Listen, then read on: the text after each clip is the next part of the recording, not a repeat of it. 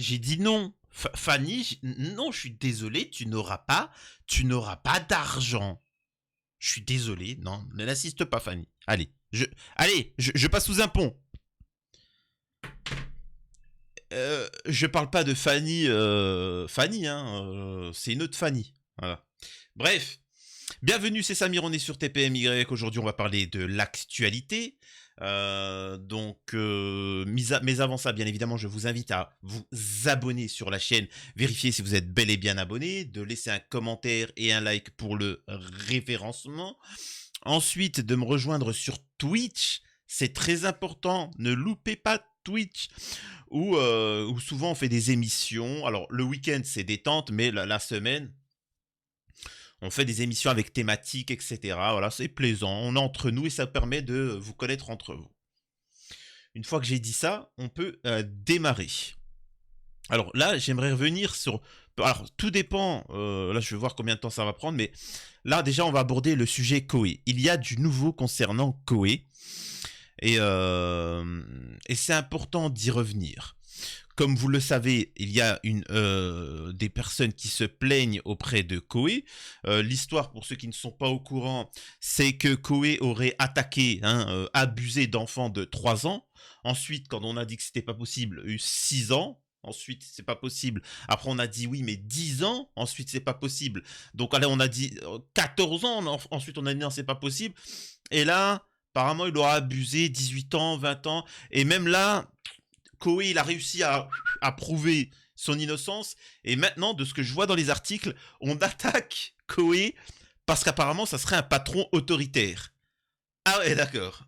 Ah bah, je vous assure que je n'ai pas lu les articles. Si ça se trouve, il a chopé un de ses employés et il l'a, tu vois, il l'a scarifié, il a fait un truc de dingue. Oui, là, je vais tomber sur Koé. J'ai pas lu les articles, on va voir. Mais on est quand même parti de, il attaque des enfants, des mineurs, à, non, mais en fait, c'était un patron un peu dur. Ah ouais, c'est, vous l'avez vraiment dans le viseur, le mec, hein. Ah, c'est spécial. Alors. L'ancienne co-animatrice de Koé revient sur le harcèlement moral dont elle l'a accusé. Julie Brochu, ancienne animatrice et ex-productrice de Sébastien Koé, raconte dans Libération comment ses années de travail auprès de la figure de énergie ont nui à sa santé. L'animateur Sébastien Koé, déjà visé par 4 plaintes pour viol et agression, est une nouvelle fois dans la tourmente, alors que plusieurs femmes accusent l'animateur d'avoir abusé d'elle ou d'avoir eu des gestes déplacés en usant de sa notoriété, de sa position dominante. De nouveaux témoignages dévoilés par une enquête du journal Libération, publiée ce vendredi 22 décembre, dénoncent l'environnement de travail toxique de ces émissions. Ah bah dis donc. Julie Brochu, ex-productrice et co-animatrice de Koé, est ainsi revenue dans les colonnes de Libération sur ces accusations de harcèlement moral qui ont causé une dégradation de ses conditions de travail et une altération de sa santé. On va voir. Julie Brochu, qui a travaillé près de 20 ans avec Koé, dénonce plus précisément des propos et des attitudes déplacées de sa hiérarchie. Une dégradation de ses conditions de travail, une altération de sa santé. Des accusations confirmées par son avocate Isabelle Weckstein. Alors oui, mais c'est pas ton avocat qui fait la vérité. Il a fait ça. Si, il peut vous le confirmer, mon avocat. Ouais, c'est très intéressant. Mais je te rappelle que Magali Berda, comme Fanny, Fanny, vous savez, celle qui a un lien particulier avec Tao. Fanny, rajoute ça à la procédure. Vous savez, Magali Berda qui a un lien particulier avec les influx voleurs, etc. Elle a, comment dire ça, elle a attaqué plusieurs fois en justice, par exemple, Sam Zira, et elle a été déboutée à chaque fois. Elle a dû payer une amende pour utilisation. Mais en fait, vous savez, quand vous déposez plainte et de manière abusive et pour un truc où vous perdez, vous devez payer la justice. C'est pas je dépose plainte et je me fais plaisir. Donc Fanny, bon courage. Pour qui les pratiques de Be Aware, la société de Koé sont inacceptables et souvent contraires au droit du travail. Ah, moi qui étais chef d'entreprise, je vous assure, tout chef d'entreprise qui a eu des employés, ça nous fait rire. Ça nous fait rire quand on entend ça. Mais bon. Ah. Maître Weckstein pointe de son côté la pression exercée sur le salarié par le biais d'avertissements répétés et injustifiés, comme pendant les arrêts maladie ou auprès la saisine du Conseil des prud'hommes, et une forme de mise en danger des salariés avec l'obligation de participer à des défis dégradants, humiliants et dangereux pour la santé à l'antenne. Oh là là, oh putain. On leur explique comment ça se passe le monde du travail. On leur explique à ces nantis, à ces petits-fils de Bourges, hein, à ces privilégiés ce que c'est. C'est-à-dire que on peut critiquer comme on veut Koé. Le mec, si je me trompe pas, son père et sa mère c'était des ouvriers, quoi. Hein. Tu sais, ça tapait le bitume. Hein. C'est donc vous, la majeure partie des Français, on sait c'est quoi le travail. Hein, ça nous fait rire. Ils sont là, ouais, mais ils nous disaient de faire des choses. Oui, c'est le principe du salariat, brutive. Bien sûr. Tu peux te casser. Arrête, c'est pas une dictature. Ouais, il nous met la pression pour... Oh putain. Bref. Julie Brochu se souvient également de l'obligation de participer à ces défis. Parce que c'est normal, c'est le principe de la radio. Si tu vas chez Hanouna, t'es obligé de te mettre une plume dans le huc. T'es obligé de participer au système. C'est comme... comment il s'appelle ? Je sais plus c'est qui s'était embrouillé sur TPMP, et Mathieu Delormeau avait dit « Les gars, ce n'est que du théâtre, on est là juste pour rigoler, on est là pour jouer un jeu, pour divertir les gens, point. Si tu viens dans l'idée que ça soit sérieux, casse-toi !» Et il a raison. C'est pas fait, c'est fait pour... Tu vas sur TPMP pour rigoler, dire qu'Hanouna il est beau et qu'il est intelligent, tu dis ce qu'on te dit de dire, point. Et t'es payé 20 000 balles. Quand tu vas à l'usine, par exemple, tu fais le contrôle qualité, t'es payé pour voir s'il y a des défauts, et c'est tout. Quand tu travailles à l'usine, à la chaîne, bah ça te fait chier, ça te fatigue, bah t'arrêtes. Tu vois, t'as même pas... écoutez les petits privilégiés, t'as même pas le droit d'aller aux toilettes. Et quand t'as une pause, c'est 9 minutes. Le temps que tu sors de l'usine, crois-moi que la pause est déjà finie. Donc au final, tu bouffes sur place, tu fais... Les gars, on vous explique ce que c'est le monde du travail, c'est le principe. Fais ta société, Billy. Billy, Julie Brochou, vas-y, fais ta société. Tu vas voir ce que c'est quand tu vas prendre des employés et que tu vas leur dire les gars, faites ce que vous voulez. Voilà, tu vas voir, il n'y a plus personne qui va venir travailler et ainsi de suite. Voilà. Bref. Julie Brochou se souvient également de l'obligation de participer à ces défis, on appelle ça un contrat de travail, malgré son désaccord et sa réticence, et d'avoir reçu d'énormes claques sur l'arrière de la tête, d'avoir dû supporter le poids de 3 hommes sur son dos lors d'une pyramide humaine. Alors, mordre dans une chaussette sale et odorante ou avaler une douzaine de comprimés laxatifs.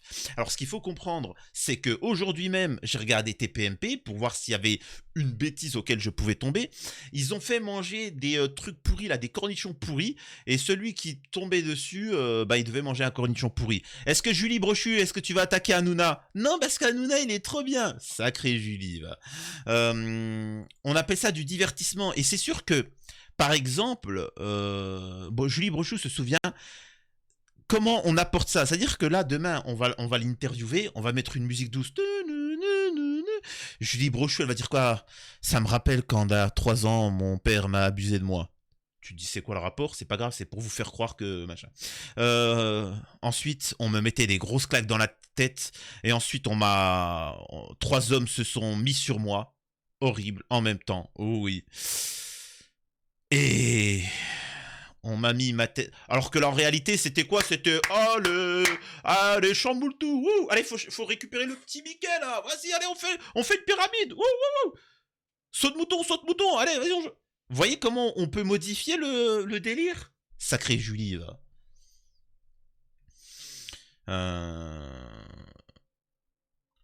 Alors, attendez. En novembre 2017, Julie Brochou... Alors pour l'instant, je réagis au tac au tac. Hein. Si ça se trouve, elle va dire un truc choquant. Julie Brochou décide finalement d'arrêter sa collaboration avec Koé et saisit la justice. Elle se met alors en arrêt maladie. Mon médecin me dit de ne surtout pas remettre les pieds à la radio. Sinon, je risquais de partir en dépression, racontait la Libération. En 2018, elle est licenciée en raison de son inaptitude médicalement constatée et l'impossibilité de la reclasser. Au terme d'une longue procédure, la dégradation de son état de santé à cause de son travail auprès de Koei est attestée en 2022. La société BioWare Radio est condamnée pour licenciement dépourvu de cause réelle et sérieuse. Le harcèlement moral, faute de preuves, n'est pas reconnu. Contacté à ce sujet par Libération, l'avocat de Sébastien Koei répond que l'immense majorité des demandes de la requérante ont été rejetées. Et toutes celles qui pouvaient concerner de près ou de loin, directement ou indirectement, Sébastien Koei. Libération cite également le témoignage de plusieurs collaborateurs actuels ou passés de son émission, parmi eux l'animatrice Enora Malagré,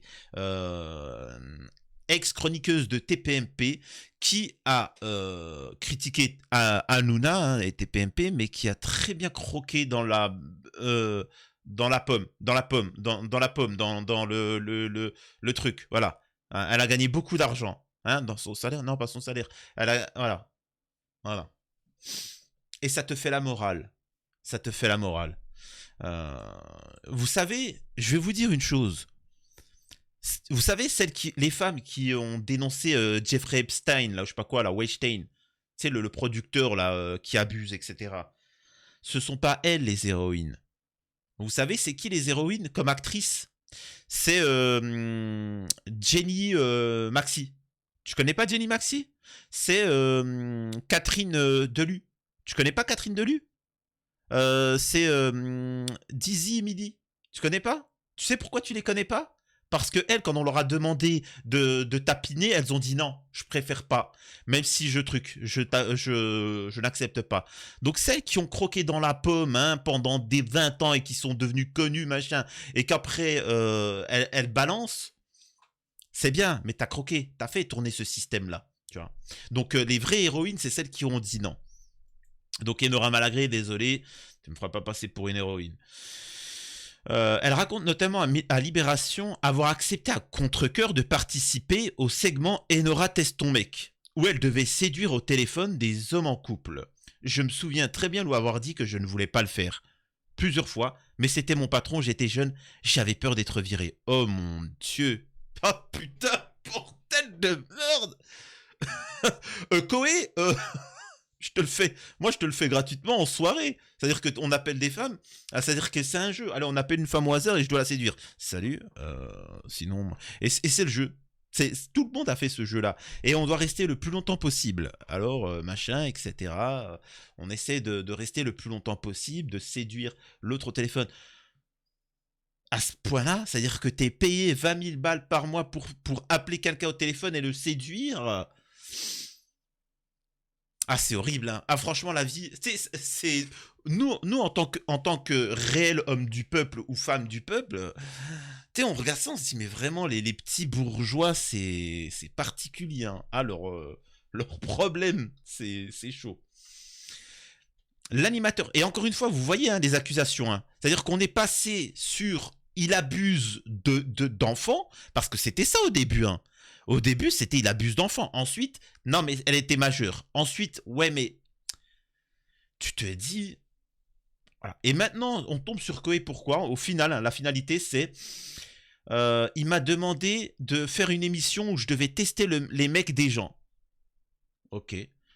Franchement, il y a une émission, je sais pas si vous connaissez, ça s'appelle Damien Béizet. Oh putain.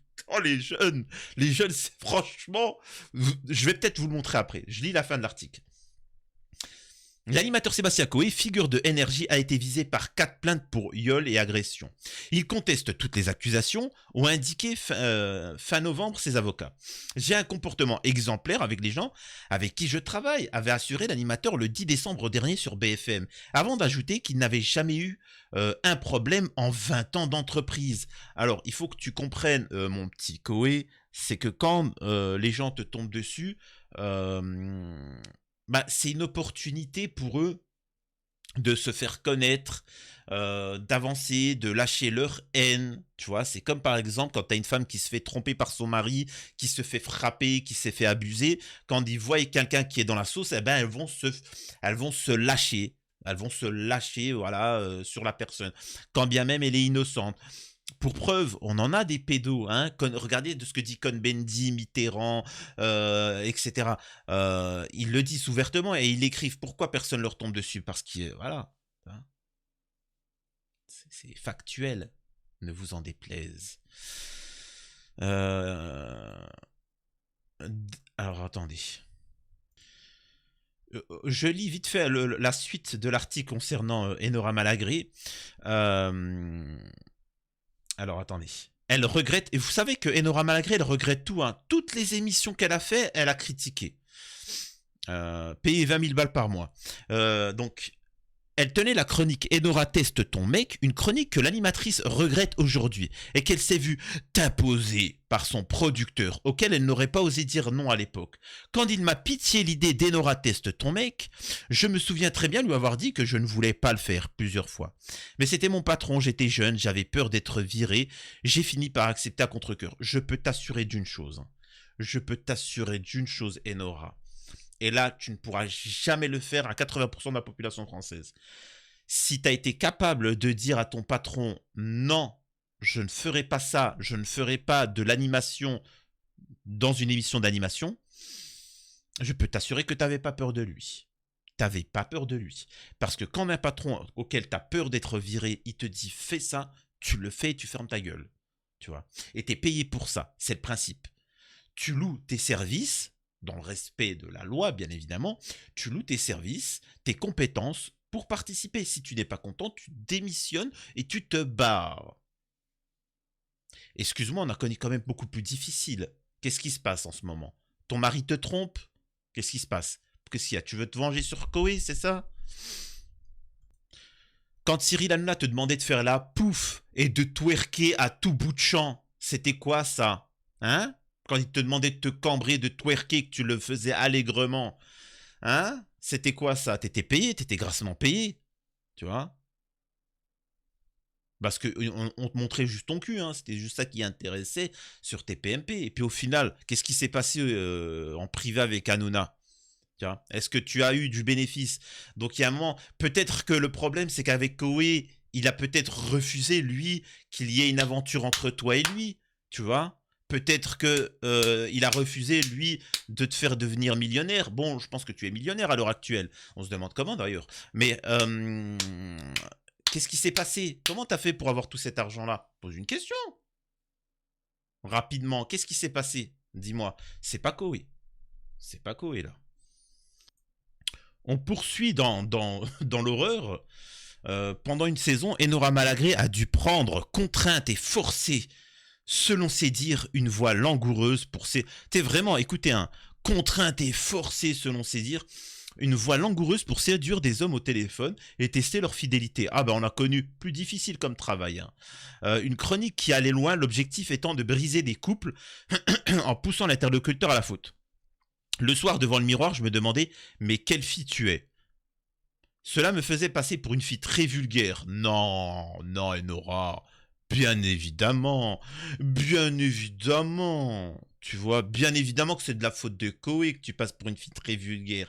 Ce n'est pas quand tu as interviewé un rappeur et qu'au lieu de lui faire une interview, tu lui es monté dessus et que tu lui as dit que tu lui ferais la tonne. Non, bien évidemment, Enora Malagré. Bien évidemment que tu es une fille très sage, prude et que Koé te dévergonde. Bien évidemment.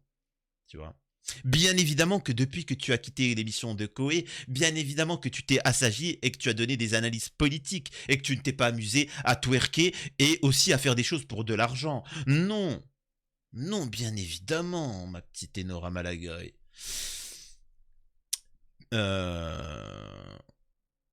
J'avais l'impression de briser des vrais. Hein. Koé l'a piégé. Pire encore, après plusieurs mois, Enora Malagré a appris que les hommes qu'elle pensait piéger n'existaient pas et que tous les coups de téléphone étaient faux.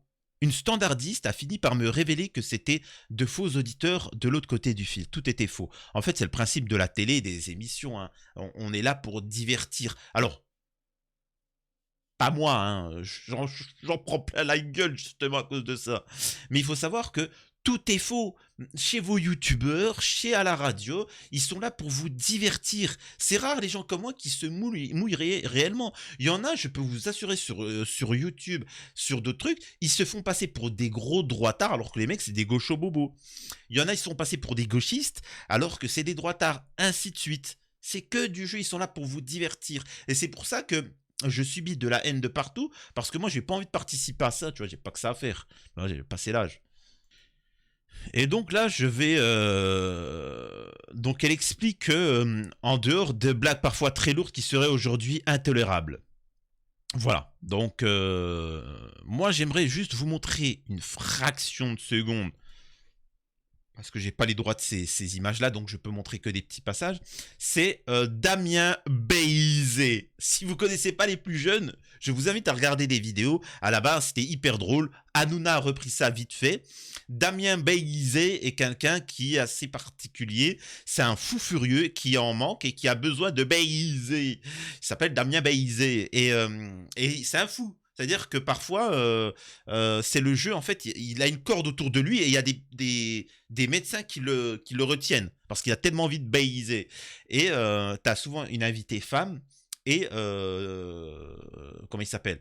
Et Laurent Ruquier, même si c'est un peu avant, c'est avec Comédie, pose des questions à l'invité et s'il perd, eh ben, il lâche un peu de la corde. Et Damien Béizé s'approche.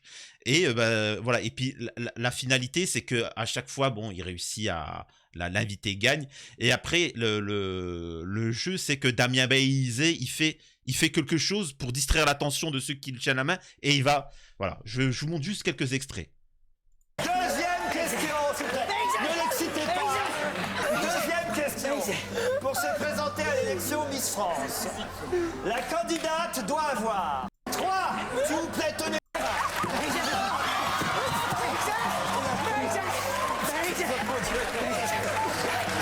Qu'on attaque en justice Laurent Ruquier pour cette agression, qu'on attaque Jonathan Lambert, qu'on attaque toute l'émission, qu'on attaque France Télévisions et qu'on attaque Cyril Hanouna parce qu'il a repris ça vite fait une fois. Hein? Alors c'est quoi ça? Non mais là c'est drôle. Ah, parce que là on touche... Ah, quand c'est Koé, un homme du peuple, on va lui tomber dessus. Mais là c'est drôle, c'est pertinent. Tu vois?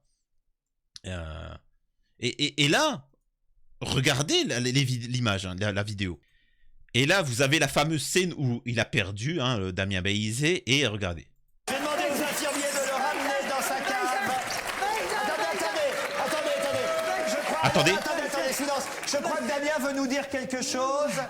Ah, je crois qu'il veut qu'on fasse un triomphe à la Bretagne. Ah, on applaudit, on applaudit. On applaudit la Bretagne.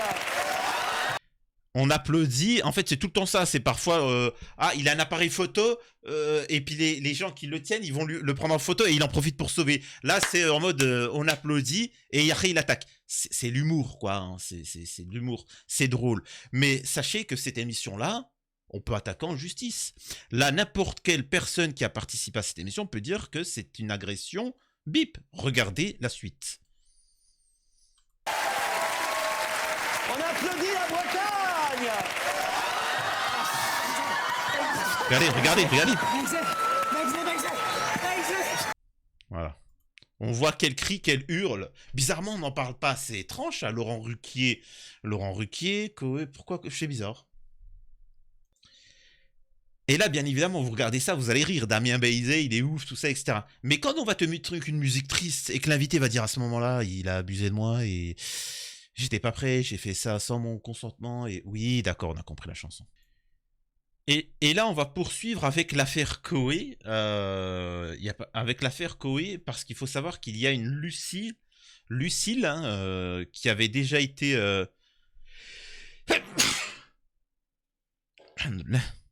Oh, ça sera pas coupé au montage. Hein. Comme je vous dis ici, c'est une émission... Ah, c'est du vrai. C'est sans trucage. C'est réalisé sans trucage. Et pour preuve que c'est une émission réalisée sans trucage, regardez. Fou, hein? Réalité, illusion, allez savoir. Bref, plus sérieusement. L'affaire Lucille, elle est très importante pour comprendre l'affaire Koé. Vous allez me dire, t'es idiot, ça n'a strictement rien à voir. Si, ça a tout à voir. L'affaire Lucille, je l'ai déjà traitée moi sur cette chaîne il y a à peu près 1 an. Il faut savoir que elle a quelqu'un qui la harcèle, qui est amoureuse d'elle, et qui la harcèle, qui prend des photos, la suit, ne la lâche pas, enfin, c'est du harcèlement constamment. Il la mentionne, il lui envoie des messages, il la suit, etc. Ça vous rappelle pas un petit truc par rapport à Koé? Quelqu'un qui harcèle. Bref. Et donc, plusieurs fois, il va venir chez elle, va essayer de percer la porte, essayer de l'abuser d'elle et ainsi de suite. Il va faire des dingueries avec des couteaux, je vais te faire ci, je vais te faire ça, mais des trucs de fou, hein. C'est-à-dire que n'importe quel Mohamed aurait fait ça, il aurait pris perpétuité, etc. Et étrangement, justement, dans l'affaire, il faut savoir que cet homme-là, disons qu'a dans ses proches certains contacts. Voilà. J'en dis pas plus, vous pouvez revoir les autres émissions que j'ai faites. Sur TPMP, justement, ça a été expliqué qu'il a certains liens et qu'il est protégé. Voilà. Et ben, ça a continué cette histoire-là. Donc, regardez, et vous allez voir que c'est un lien avec Koé. Avec un ami, et mon ami est descendu pour... C'est Arminio. Non, j'étais avec un autre ami d'accord. aussi, en fait, qui est parti... qui partait, donc il prend son Uber et il me dit, il y a un livreur en bas qui m'a dit qu'il avait une commande Uber Eats pour toi. Sauf que j'avais rien commandé, donc je lui dis, c'est bizarre, j'ai rien commandé. Je lui demande de me faire une description, et là il me fait la description, et ça ressemble à quelqu'un que je connais. Donc je lui demande de revenir et d'essayer de parler avec la personne, ou de prendre en photo la personne pour que je puisse avoir des preuves que cette personne est venue chez moi. Il revient, il parle avec, et je lui dis qu'il est sûrement armé.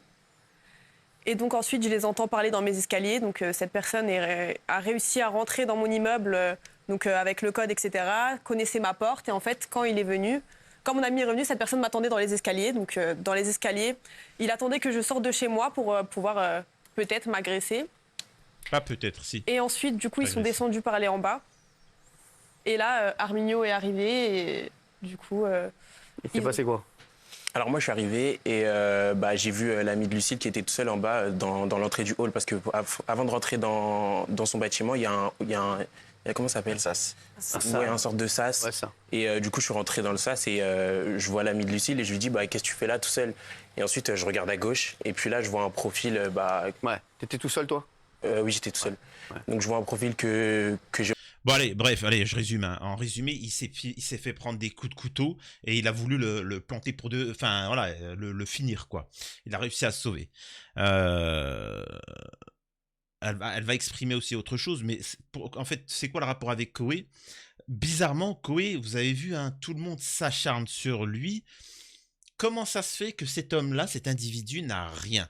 14 fois devant la justice, et ainsi de suite, des menaces de mort, des mises en application, vraiment une dinguerie. Pourquoi? Tout simplement parce qu'il est protégé.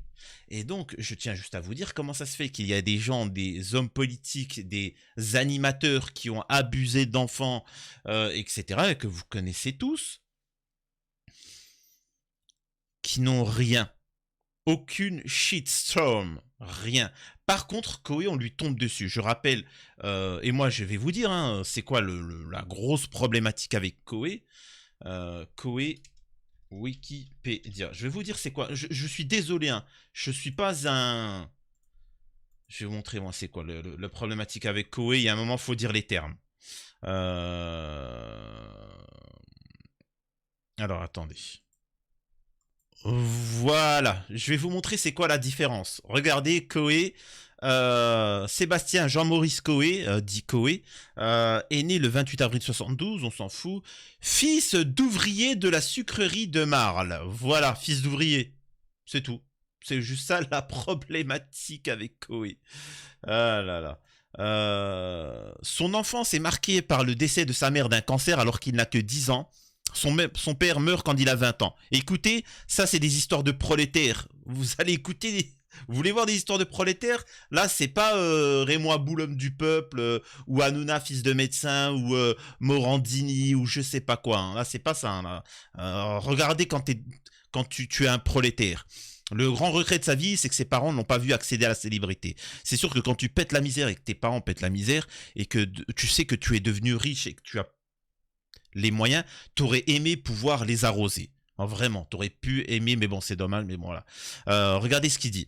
Il déclare que le décès de ma mère, c'est le cancer, et elle est partie assez rapidement. Je me souviens de tout concernant cette période, presque minute par minute. L'annonce, les conséquences de ce qui allait se passer après l'enterrement. Concernant la mort de son père, il explique, il a fallu que j'arrête mon école de commerce, car je n'avais plus d'argent. Et je vous passe les détails d'un enterrement à gérer quand on a 20 ans. Mais vous n'avez pas le temps de pleurer, car il vous faut que le lendemain vous fassiez les papiers pour le rapatriement du corps, faire paraître une annonce dans le journal, tout ce qu'en théorie vous ne devriez pas faire à 20 ans. Voilà pourquoi Koé, on lui tombe dessus pour de la merde, c'est parce qu'il n'est pas... Ça veut dire que, excuse-moi de dire ça, hein, il n'est pas du milieu.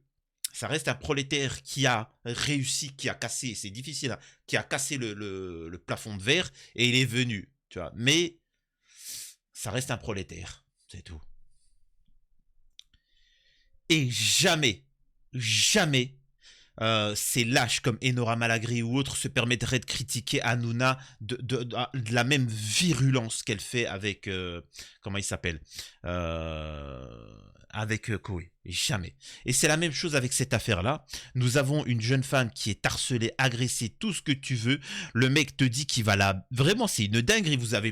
Je vous invite à voir cette histoire-là. C'est juste une folie. Et il ne se passe rien, tout simplement parce qu'il est protégé.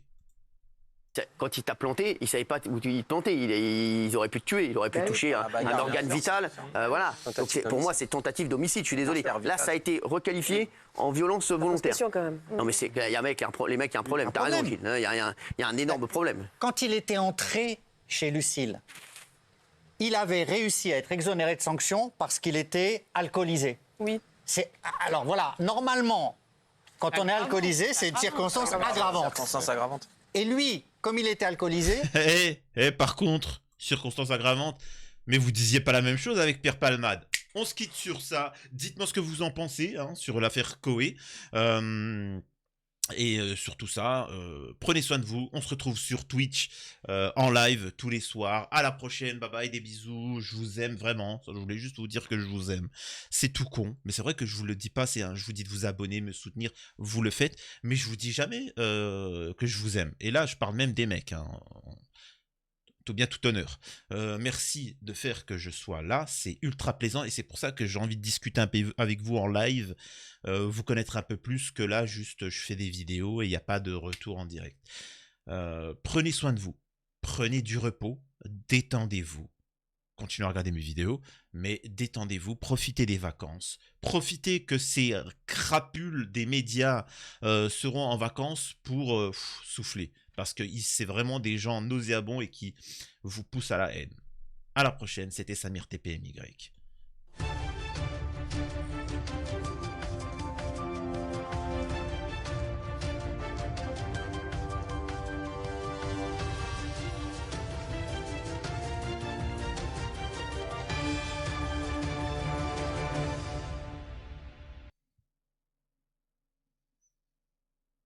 Non mais Fanny, faut me lâcher maintenant.